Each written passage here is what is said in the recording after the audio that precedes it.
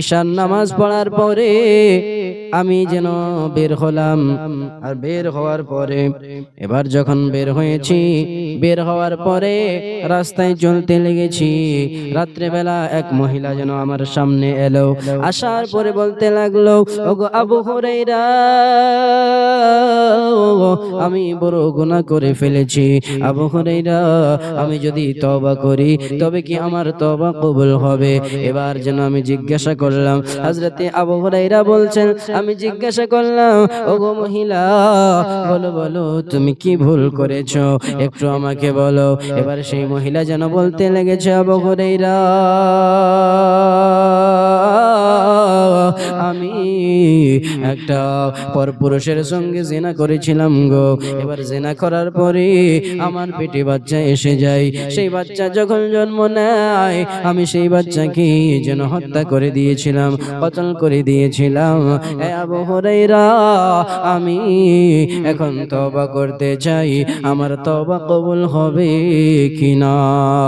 আবু হুরায়রা রাদিয়াল্লাহু তাআলা আনহু যেন বলতে লেগেছে, ওগো বিবি, তুমি এত বড় গুনাহ করেছো আর চিন্তা করছো যে তোমার তওবা কবুল হবে না? না, তোমার তওবা কবুল হবে না।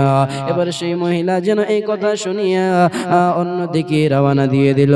এবার হযরত আবু হুরায়রা রাদিয়াল্লাহু তাআলা আনহু যেন নিজের হৃদয়ে চিন্তা করতেছেন, আমি তো বড় ভুল করে দিলাম। কেননা এই কথাটা আমি তো এখনো নবী পাক সাল্লাল্লাহু আলাইহি ওয়াসাল্লামের জুবান দ্বারা শুনিনি, কিন্তু আমি কেমন করে এই মাসলাটা বলে দিলাম।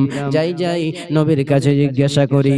হযরত আবু হুরায়রা রাদিয়াল্লাহু তাআলা আনহু এবার যেন গেলেন দোজাহানের বাদশা নবী সাল্লাল্লাহু তাআলা আলাইহি ওয়াসাল্লামের সামনে গেলেন।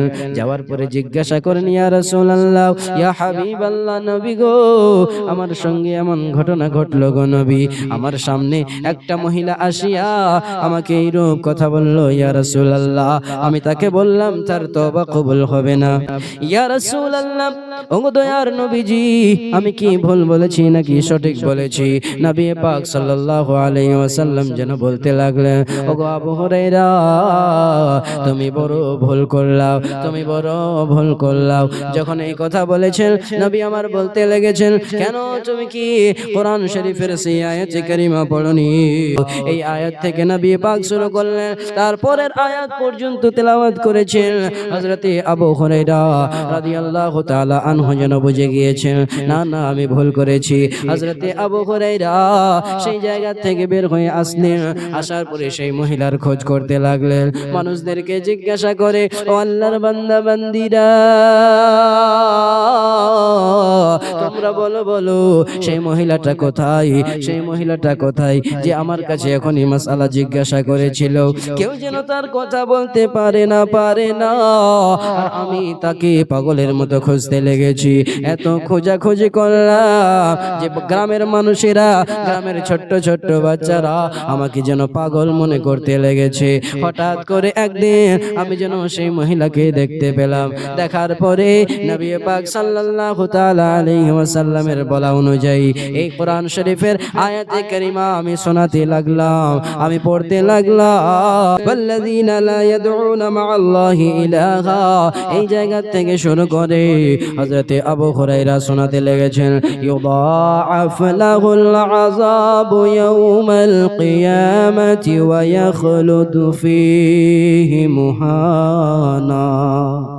হযরতে আবু হুরায়রা রাদিয়াল্লাহু তাআলা আনহু যেন শোনাতে লেগেছে, হে মহিলা শোনো, আল্লাহ তাবারক ওয়া তাআলা কোরআন শরীফের মধ্যে বলে, তার জন্য কিয়ামতের দিবসে আযাব যেন বাড়িয়ে দেওয়া হবে, আর তারা সেই আযাব যেন সর্বদা পেতেই থাকবে, আর সব সময়ের জন্য তাদের জিল্লত বাড়তেই থাকবে, তারা জিল্লতের সঙ্গেই থাকবে। কিন্তু তার পরেই আল্লাহ তাবারক ওয়া তাআলা আরো বলেন, إلا من تاب وآمن وعمل عملا صالحا فأولئك يبدل الله سيئاتهم حسنات এতদূর পর্যন্ত হযরতে আবু হুরায়রা রাদিয়াল্লাহু তাআলা আনহু তেলাওয়াত করেছেন, যার মানে হলো যে আল্লাহ তাবারক ওয়া তাআলা বলতে চাইছেন কিন্তু ওরা যারা তওবা করবে আর ঈমান নিয়ে আসবে আর ভালো কাজ করবে, তো এমন ব্যক্তিদের জন্য, এমন আল্লাহর বান্দা বান্দীদের জন্য আল্লাহ তাবারক ওয়া তাআলা তাদের সমস্ত গুনাহকে, সমস্ত খারাপ কাজকে বদলে দিয়ে নেকির কাজে পরিণত করে দেন। এতদূর পর্যন্ত পড়ার ছিল। এই আয়াতখানা শুনিয়া সেই মহিলা যেন খুশিতে পাগল হয়ে গেল আর তওবা করলো। সেই মহিলা প্রথমে তওবা করলো, তওবা করার পরে সেই মহিলা যেন খুশিতে পাগল হয়ে গেল।